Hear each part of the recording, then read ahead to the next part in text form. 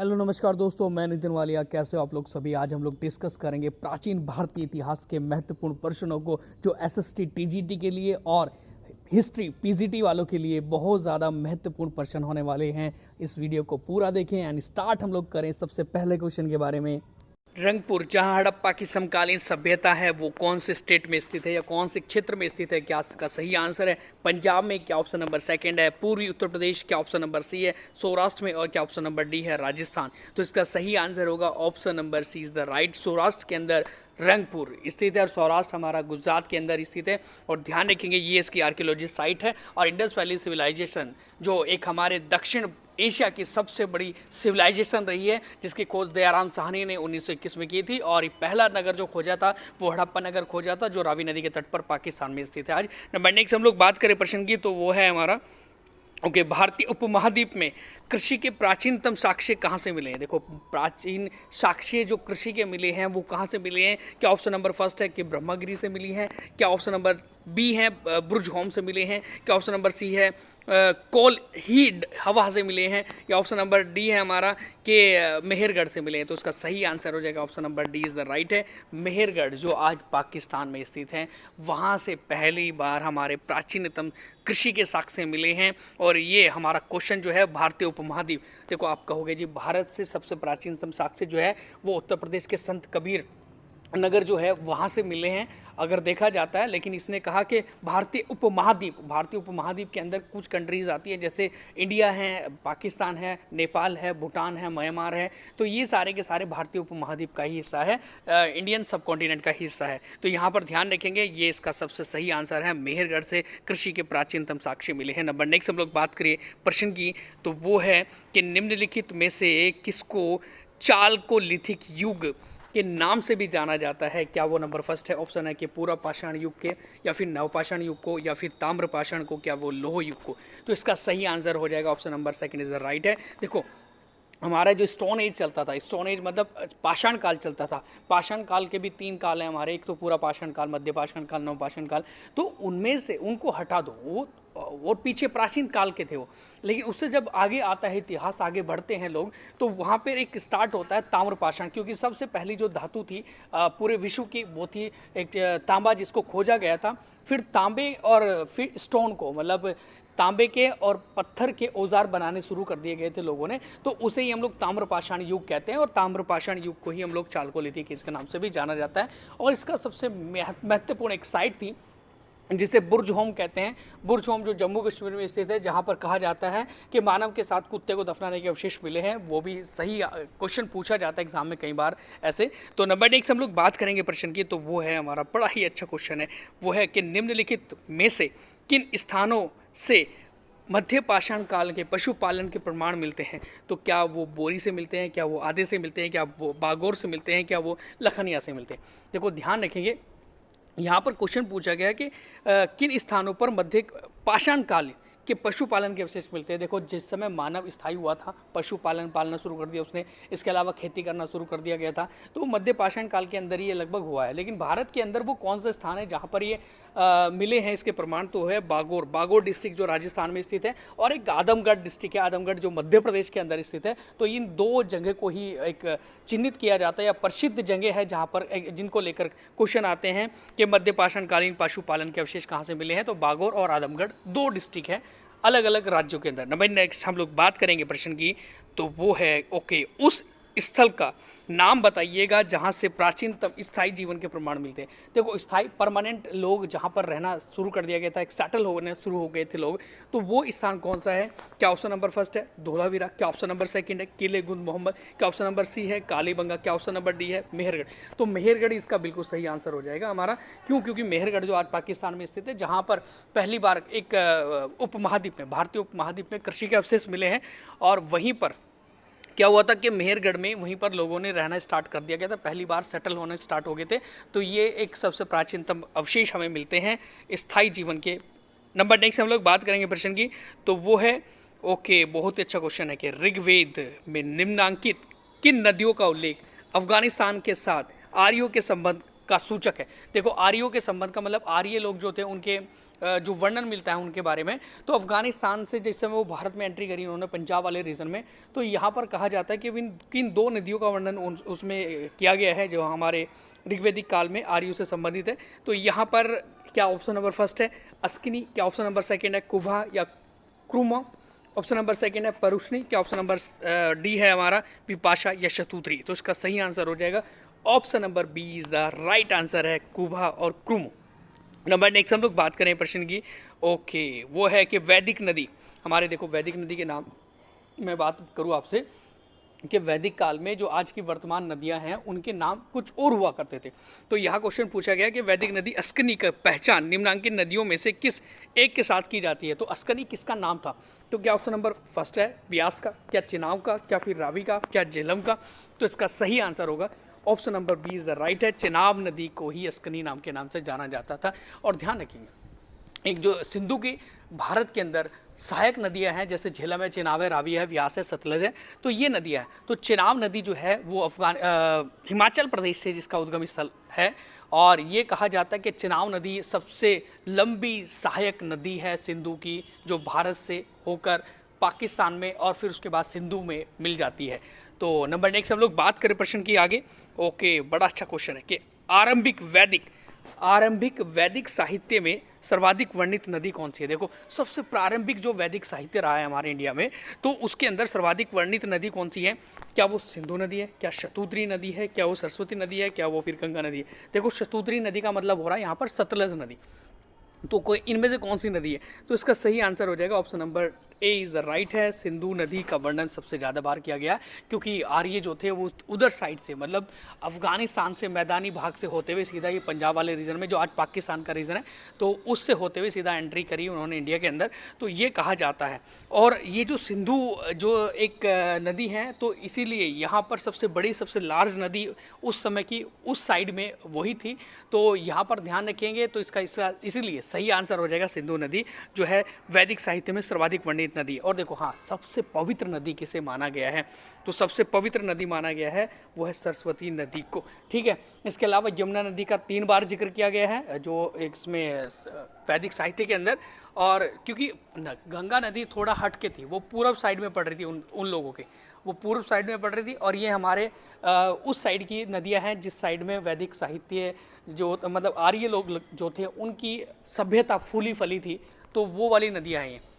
Number next हम लोग बात करेंगे प्रश्न की, तो बड़ा ही अच्छा क्वेश्चन है कि ओके, उपनिषदों का मुख्य विषय क्या है? उपनिषदों का मुख्य विषय क्या है इनमें से? तो क्या ऑप्शन नंबर फर्स्ट है कि सामाजिक व्यवस्था, क्या ऑप्शन नंबर सेकंड है दर्शन, या ऑप्शन नंबर सी है विधि, क्या ऑप्शन नंबर फोर्थ है राज्य? तो इसका सही आंसर हो जाएगा option number second is the right है, क्योंकि दर्शन जो है, दर्शन एक प्रकार से उपनिषद जो है वो एक प्रकार से दर्शन ही हुआ करते थे, और टोटल उपनिषद 118 उपनिषद है, और उपनिषद का मतलब होता है उपनिषद मतलब समीप बैठकर शिक्षा ग्रहण करना, ये इसका सही एक कहा जाता है कि छंद विच्छेद अगर इसका किया जाता है तो उप प्लस निषद, ठीक है। तो ये इसका सही आंसर हो जाएगा, मुख्य विषय है दर्शन। नंबर नेक्स्ट हम लोग बात करेंगे प्रश्न की, ओके ओके ओके, वो है कि भारत के किस स्थल की खुदाई से लौह धातु के प्रचलन प्राचीनतम प्रमाण मिले हैं? देखो लौह धातु के 1-2 जो हमें प्रमाण मिले हैं वो कहाँ से मिले हैं? क्या वो तक्षशिला से मिले हैं, क्या वो अंतरजी खेड़ा से मिले हैं, या कौशाम्बी से मिले हैं, या हस्तिनापुर से मिला है?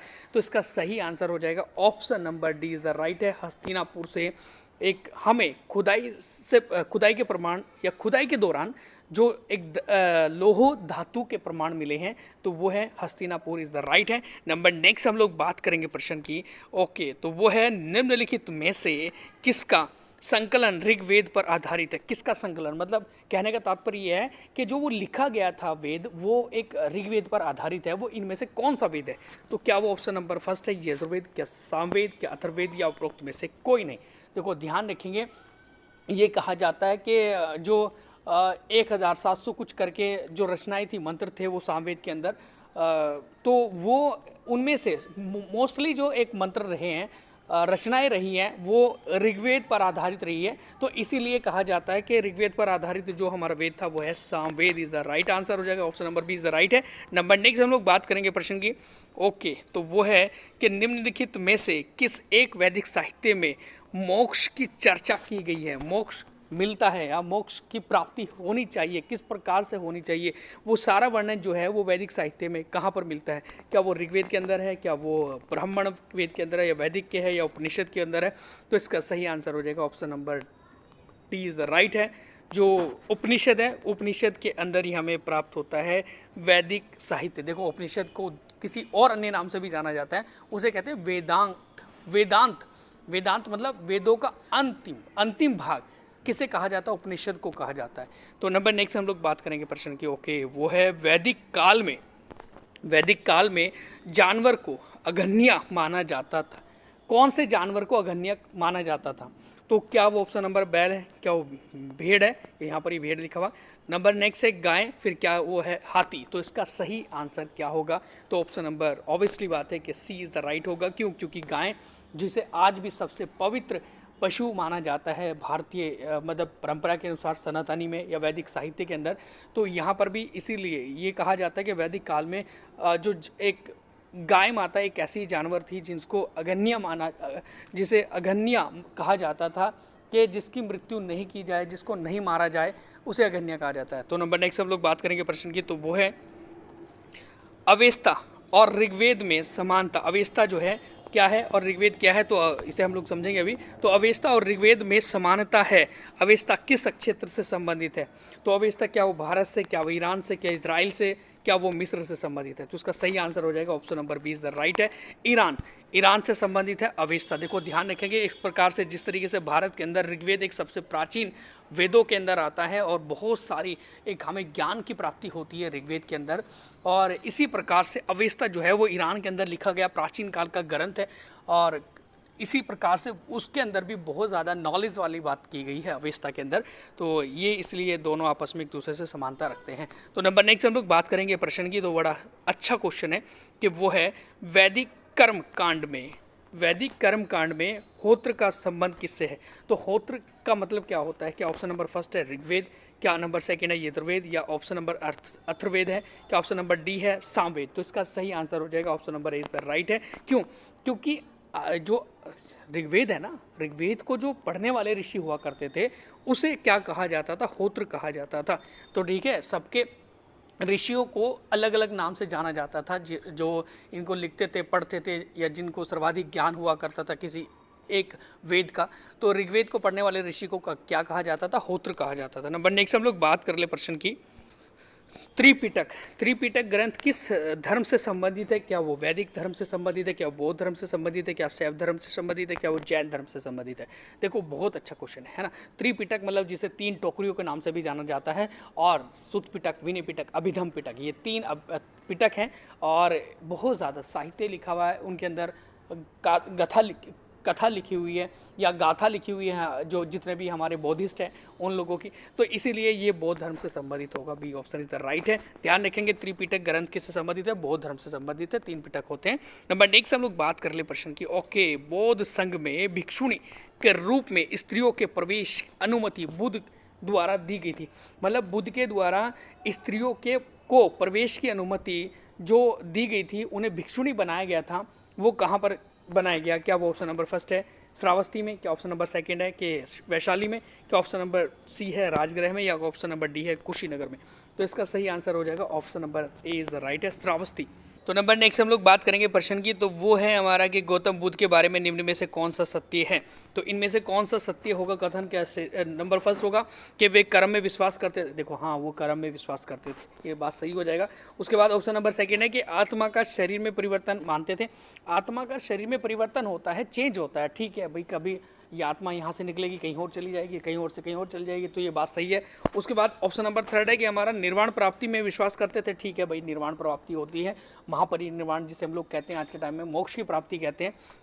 ऑप्शन नंबर हमारा फोर्थ है कि ईश्वर की सत्ता में विश्वास करते। देखो, ईश्वर की सत्ता में विश्वास नहीं करते थे, इसीलिए उनका अपना खुद का धर्म था। तो वो A first, second and third is the right है। First, second and third is the right है। Number A option is the right है।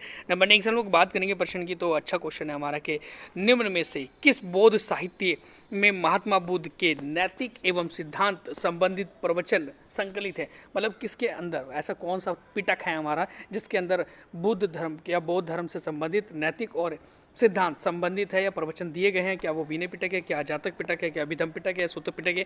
तो इसका सही आंसर हो जाएगा option number first is the right है। अब Vinaya Pitaka is the right है। विनय पिटक के अंदर ही क्या है, जो नैतिक है और सिद्धांत है, ये चीज़ें दी गई है। नंबर नेक्स्ट बात हम लोग करेंगे प्रश्न की, तो वो है कि प्राचीन भारतीय इतिहास एंशिएंट इंडियन हिस्ट्री के संबंध में निम्नलिखित में से कौन सा बौद्ध धर्म और जैन धर्म में समानता रूप या समान रूप से विद्यमान है, दोनों के अंदर कॉमन चीज़ें क्या है। तो क्या ऑप्शन नंबर फर्स्ट है तप और भोग की अति परिहार। देखो तप और भोग की अति परिहार बहुत अच्छी बात है कि उन्होंने तपस्या करी, बहुत ज़्यादा तप हुए और भोग उन्होंने बहुत सारी चीज़ों को भोगा। तो ये चीज़ दोनों के अंदर है, क्योंकि महात्मा बुद्ध जी ने ये 6 वर्ष की कठिन तपस्या की थी और 12 वर्ष की कठिन तपस्या की थी महावीर स्वामी जी के द्वारा। नंबर नेक्स्ट हमारा बी ऑप्शन है कि वेद प्रामाण्य के प्रति अनास्था, जो हमारे वेद प्रामाण्य है होते हैं उनके प्रति अनास्था जो है वो रखी गई, वो दोनों के द्वारा रखी गई। नंबर नेक्स्ट है हमारा, देखो वेद मतलब जो भी वेद ग्रंथ हुए हैं जितने भी, या फिर भगवान संबंधित जो भी ग्रंथ थे, तो उन्होंने उस पर आस्था नहीं रखी है, ठीक है, दोनों ने। उसके बाद थर्ड है कि कर्म कांडों की जो फलवत्ता का निषेध ख्यात है, तो ये भी इसका सही आंसर हो जाएगा। तो इसीलिए इसका जो है first second and third is the right है, first second and third is the right है। नंबर नेक्स्ट हम लोग बात करेंगे इसके क्वेश्चन की, तो वो है कि अणुव्रत सिद्धांत का प्रतिपादन, अणुव्रत सिद्धांत का प्रतिपादन किया था किसके द्वारा, क्या वो फिर महायान बौद्ध संप्रदाय के द्वारा, क्या वो हीनयान बौद्ध संप्रदाय के द्वारा, क्या जैन धर्म के द्वारा, क्या फिर लोकायत शाखा के द्वारा। देखो ध्यान रखेंगे, मैं इसका सही आंसर बताऊं तो इसका सही आंसर हो जाएगा option number C is the right है, जैन धर्म। देखो जैन धर्म के अंदर तीन रतन दिए गए। त्रिरतन का मतलब होता है जो हमारे 3 रतन होते हैं, या फिर व्रत की बात की जाती है, तो यहाँ पर कई प्रकार के व्रत की बात को बोली गई है जैन धर्म के अंदर, तो उन्हीं को ही हमने अणुव्रत सिद्धांत कहा है, जो व्रत रखे गए हैं जैन धर्म के अंदर। तो नंबर नेक्स्ट हम लोग बात करेंगे प्रश्न की, तो बड़ा ही अच्छा क्वेश्चन है, वो हमारा यह है कि पाटलिपुत्र को किस शासक ने सर्वप्रथम अपनी राजधानी बनाया था। पाटलिपुत्र को सर्वप्रथम किस शासक ने अपनी राजधानी बनाया था। क्या ऑप्शन नंबर फर्स्ट है चंद्रगुप्त मौर्य ने, क्या ऑप्शन नंबर सेकंड है अशोक महान के द्वारा, क्या ऑप्शन नंबर सी है चंद्रगुप्त विक्रमादित्य जी के द्वारा, क्या ऑप्शन नंबर डी है कनिष्क के द्वारा। तो इसका सही आंसर हो जाएगा ऑप्शन नंबर चंद्रगुप्त मौर्य, इसका फर्स्ट आंसर बिल्कुल सही हो जाएगा। देखो क्योंकि यहाँ पर उदयन जिसने पाटलिपुत्र नगर की स्थापना की थी, और पाटलिपुत्र नगर की जो नींव रखी थी वो अजातशत्रु ने रखी थी, जो उदयन के फादर थे। और उदयन जो हैं वो एक हर्यक डायनेस्टी, आपने सुना होगा, हर्यक डायनेस्टी के तीसरे सबसे बड़े शासक रहे हैं, और उदयन ने ही किसकी पाटलिपुत्र की स्थापना की थी और पाटलिपुत्र को अपनी पहली बार राजधानी बनाया था। तो यहाँ पर पाटलिपुत्र को उदयन ने अपनी पहली बार राजधानी बनाया था, लेकिन यहाँ पर उदयन ऑप्शन में नहीं है, तो इसलिए चंद्रगुप्त मौर्य का ही आंसर बिल्कुल सही जाएगा इसके अंदर। नंबर नेक्स्ट हम लोग बात करेंगे प्रश्न की, तो वो है कि प्राचीन नगर को महाभारत और महाभाष्य दोनों में उल्लेखित किया गया। प्राचीन नगर जिसे महाभारत और महाभाष्य दोनों में उल्लेखित किया गया, तो वो कौन सा है। तो क्या ऑप्शन नंबर फर्स्ट है वो है मध्यमिका नगरी, क्या ऑप्शन नंबर सेकंड है कारकोट, क्या ऑप्शन नंबर सी है विराटनगर, क्या ऑप्शन नंबर डी है रेत। तो इसका सही आंसर हो जाएगा option number A is the right है मध्यमिका। मध्यमिका जो है जिसे एक नगरी के नाम से भी जाना जाता था, और जो राजस्थान के अंदर स्थित है, तो वो ही क्या कही जाती थी महाभारत, जहाँ पर एक महाभारत से संबंधित गाथा है, महाभाष्य से संबंधित चीज़ें लिखी हुई है या वर्णन है। तो इसीलिए जो महाभारत और महाभाष्य दोनों में उल्लेख मिलता है, तो वो है कौन सी नगरी का, वो है मध्यमिका, या फिर कह सकते हैं राजस्थान के अंदर मध्यमिका नगरी का। नंबर नेक्स्ट हम लोग बात करेंगे प्रश्न की, तो वो अच्छा खासा क्वेश्चन है हमारा कि प्रथम मगध साम्राज्य का उत्कृष्ट किस शताब्दी में हुआ था। पहला जो मगध साम्राज्य का उत्कृष्ट था वो कौन से शताब्दी में। देखो ध्यान रखेंगे 16 महाजनपद थे, 16 महाजनपदों का जिक्र जो है वो हमारे बौद्ध ग्रंथ अंगुत्तर निकाय और जैन ग्रंथ भगवती सूत्र में दिया गया है। तो यहाँ पर जो 16 महाजनपद थे, जब उनका उदय हुआ था वो हुआ था 6ठी शताब्दी ईसा पूर्व में। कब? 6ठी शताब्दी ईसा पूर्व। ईसा पूर्व 6ठी शताब्दी कहाँ पर है, तो यह ऑप्शन नंबर बी में इज द राइट है, बी इज द राइट है। क्यों? क्योंकि 6ठी शताब्दी ईसा पूर्व जो 600 से लेकर 500 ईसा पूर्व की ओर आ रही थी, उसे 6ठी शताब्दी ईसा पूर्व कहा जाता है। और यहाँ पर जैसे हम लोग कहते हैं कि 544 ईस्वी में हर्यक डायनेस्टी की नींव रखी गई थी मगध के ऊपर, जिसे पहला मगध का पहला शासकीय वंश भी कहा जाता है हर्यक डायनेस्टी को। 544 ईसा पूर्व के अंदर उसकी स्थापना हुई थी। और उसके संस्थापक से कौन थे, हर्यक डायनेस्टी के संस्थापक कौन थे, आप हमें कमेंट बॉक्स में बता सकते हैं। तो नंबर नेक्स्ट हम लोग बात करेंगे प्रश्न की। निम्नलिखित में से कौन सा एक ईसा पूर्व 6ठी शताब्दी में प्रारंभ में भारत का सर्वाधिक शक्तिशाली नगर राज्य था? तो क्या वो गंधार था, क्या कंबोज था, क्या काशी था, क्या वो मगध था? तो देखो मगध से भी पहला जो एक बड़ा महान शासक महान राज्य रहा है तो वो था काशी। कौन सा? काशी। और इसकी राजधानी हुआ करती थी वाराणसी। काशी राज्य की राजधानी थी वाराणसी। सबसे महान सबसे शक्तिशाली राज्य हुआ करता था स्टार्टिंग में। फिर मगध सबसे शक्तिशाली शासक राज्य बना पूरे के पूरे डायनेस्टी का, जो भी हमारी 16 महाजनपद थे उनमें से। तो नंबर नेक्स्ट हम लोग बात करेंगे प्रश्न की। तो वो है कि निम्न में से कौन सा युग्म उपयुक्त जोड़ी है, सही उपयुक्त है मतलब। तो क्या वो पार्श्वनाथ जी है, वो जन त्रिका से संबंधित है, क्या बिंदुसार शाक्य से संबंधित है, क्या स्कंदगुप्त मौर्य से संबंधित है, क्या चेटक लिच्छवी से संबंधित है? तो सही आंसर हो जाएगा option number D is the right है। क्योंकि चेटक जो है वो लिच्छवी राजा चेटक जो थे बहुत ही फेमस रहे हैं। लिच्छवी के राजा कौन थे? चेटक रहे हैं, है ना। और चेटक की पुत्री थी चेलेना। ओके, और चेलेना का विवाह किससे हुआ था? बिंदुसार से हुआ था, है ना, बिंबिसार से मतलब। तो बिंबिसार से उसका विवाह होता है ना, आपने कभी सुना हो इतिहास के अंदर। नंबर नेक्स्ट हम लोग बात करेंगे प्रश्न की। ओके, ईसा पूर्व 6ठी सदी में विश्व की प्रथम गणतांत्रिक व्यवस्था कहाँ थी? तो प्रथम गणतांत्रिक व्यवस्था मतलब जो पहला डेमोक्रेसी था इस पूरे विश्व का, और ये हमारे भारत का सबसे प्राचीनतम डेमोक्रेसी के प्रमाण जो मिले हैं वो कहाँ से मिले हैं? क्या वैशाली से, क्या एथेंस से, क्या स्पार्टा से, क्या पाटलिपुत्र से? तो वैशाली, वज्जी आपने सुना भी होगा, वज्जी की राजधानी हुआ करती थी वैशाली, जो आज बिहार के अंदर है। तो ये जो यहाँ पर सबसे पहले प्रमाण मिले हैं हमें डेमोक्रेसी के या फिर गणतंत्र मुक्त। नंबर नेक्स्ट हम लोग बात करेंगे प्रश्न की। ओके, 16 महाजनपदों की सूची। 16 महाजनपदों की सूची उपलब्ध थी, क्या वो महाभारत में थी, क्या अंगुत्तर निकाय में थी, या फिर वो छंदोग्य में स्थित थी? क्या ऑप्शन नंबर है संयुक्त निकाय में थी? तो इसका सही आंसर क्या होगा? Option number B is the right है, अंगुत्तर निकाय, जो एक बौद्ध ग्रंथ हुआ करता था अंगुत्तर निकाय। और उसी बौद्ध ग्रंथ के अंदर 16 महाजनपदों का वर्णन मिलता है हमें। और भगवती सूत्र वो एक सूत्र था या वो ग्रंथ था जो एक जैन धर्म से संबंधित था, जहाँ पर भी 16 महाजनपदों का जिक्र हमें प्राप्त होता है प्राचीन इतिहास के अंदर।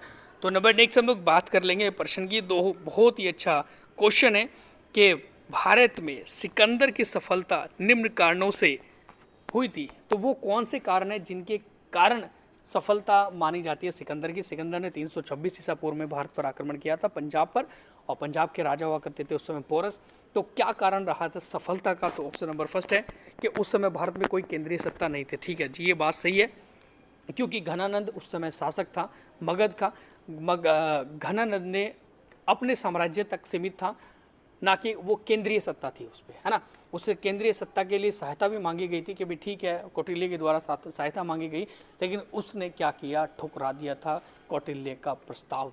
नंबर नेक्स्ट ऑप्शन है कि उसकी फौज बेहतर थी। देखो बेहतर थी है क्योंकि वो यूरोपियन थी, समझदार, जिसे कह सकते हैं निखरी हुई फौज रही है। उसके बाद नंबर थर्ड है कि उसे देशद्रोही शासकों से सहायता मिली है। उसे कई ऐसे शासकों से सहायता मिली है जो भारत में एक काट करते थे किसी राजा की दूसरे राज्य की।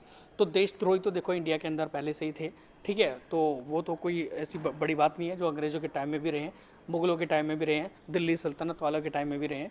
तो यहाँ पर तीसरा ऑप्शन भी सही है, उसे देशद्रोही शासकों की सहायता मिली थी और वह एक अच्छा प्रशासक था। ये गलत हो जाएगा भाई यहाँ पर।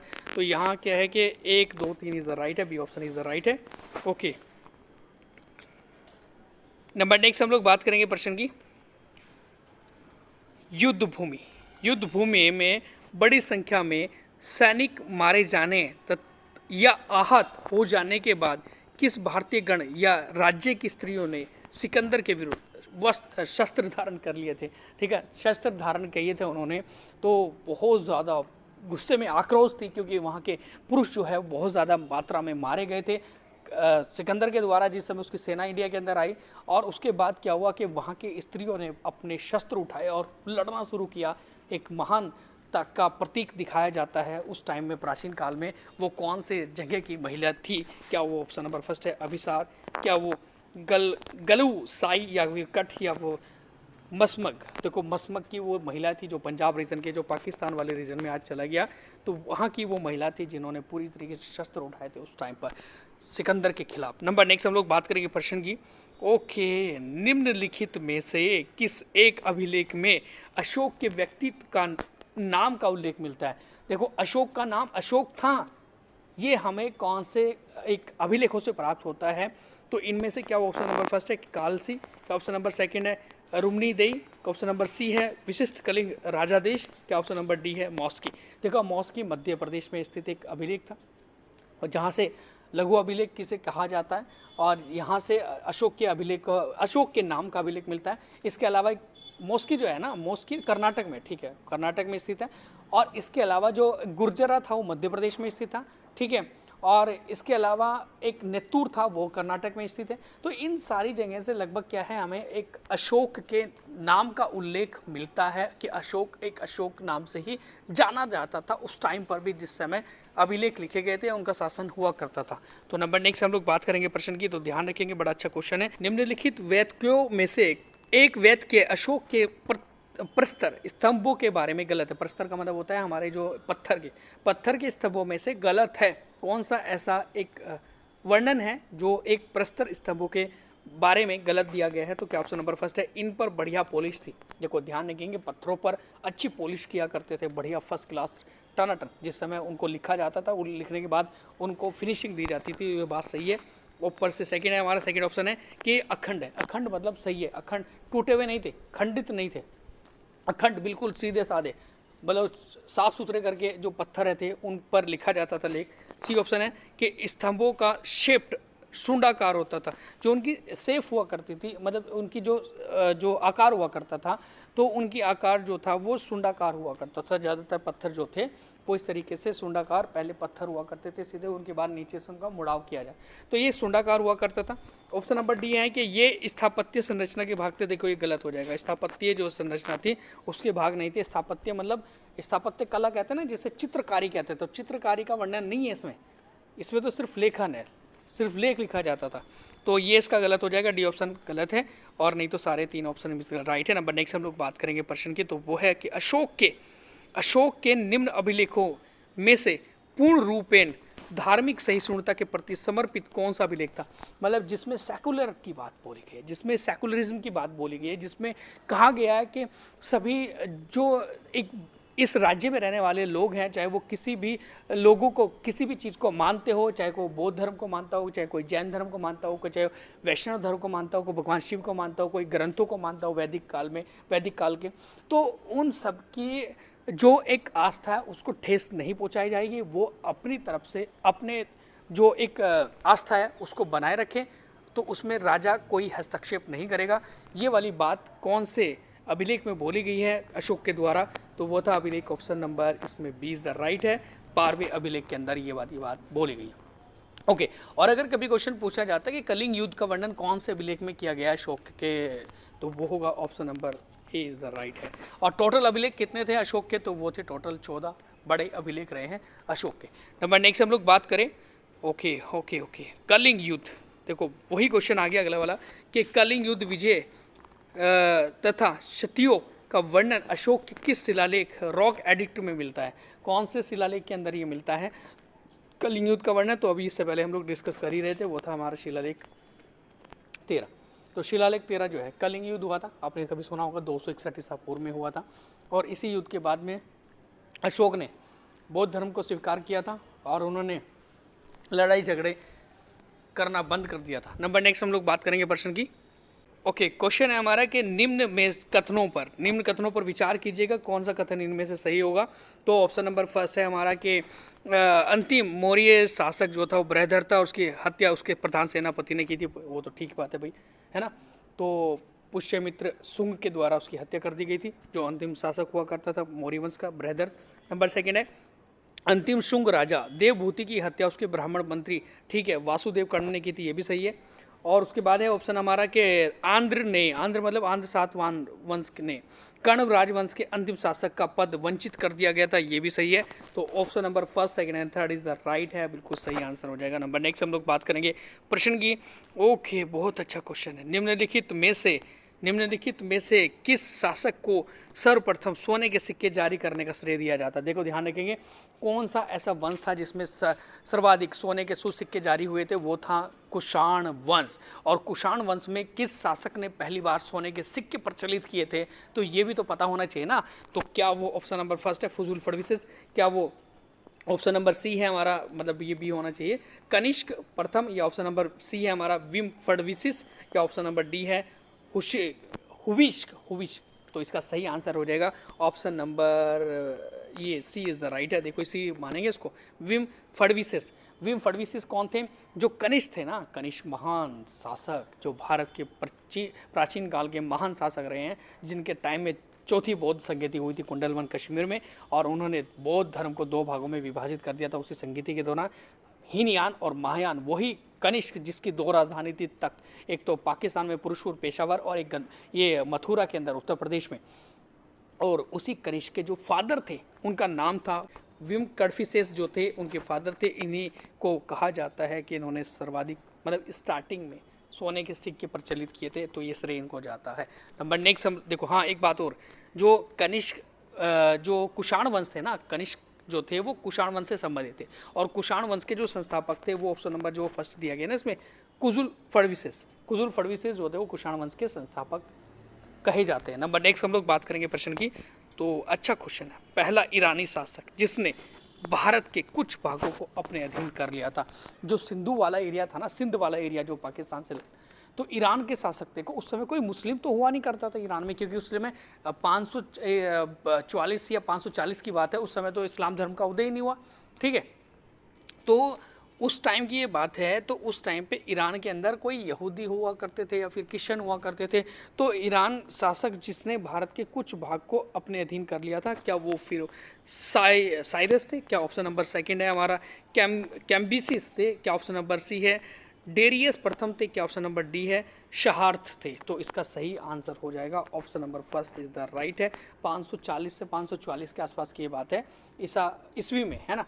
तो तब एक साइरस जो व्यक्ति थे, जिनसे ईरान के व्यक्ति रहे, जिन्होंने क्या किया था कि भारत पर आक्रमण किया और भारत के कुछ हिस्सों को अपने कब्जे में कर लिया था, तो वो सिंध वाले हिस्से को करा था। तो नंबर नेक्स्ट हम लोग बात करेंगे प्रश्न की, तो अच्छा क्वेश्चन है, तो वो है गांधार कला शैली, जो आज अफगानिस्तान और ये पाकिस्तान से लगने वाला जो रीजन था, वहाँ पर एक शैली का विकास हुआ था जिसे कहा जाता है गांधार शैली। तो गांधार शैली एक संश्लेषण है, संश्लेषण मतलब मिश्रण है, आपस में एक दूसरे से कनेक्टेड है।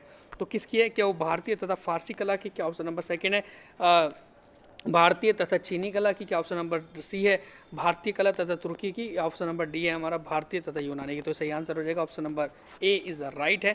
क्यों? क्योंकि भारतीय, मैंने कहा कि भारत की, और इसके अलावा जो है फारसी मतलब जो अफगानिस्तान और फारस वाला रीजन, ईरान जिसे आज हम लोग कहते हैं, उस वाले रीजन में इसका उदय हुआ था। उसके बाद जब भारत के अंदर चित्रकारी की गई, चित्रकला हुई, तो उसमें मिश्रण हुआ। तो ये एक संश्लेषण है गांधार शैली भारतीय तथा फारसी कला का। नंबर नेक्स्ट हम लोग बात करेंगे प्रश्न की, तो वो है कि सातवाहनों की राजधानी अवस्थित है, या सातवाहनों की राजधानी अवस्थित थी कहाँ पर? अमरावती में, क्या फिर नालदुर्ग में, क्या फिर नांदेड़ में? क्या ऑप्शन नंबर डी है दुर्ग में?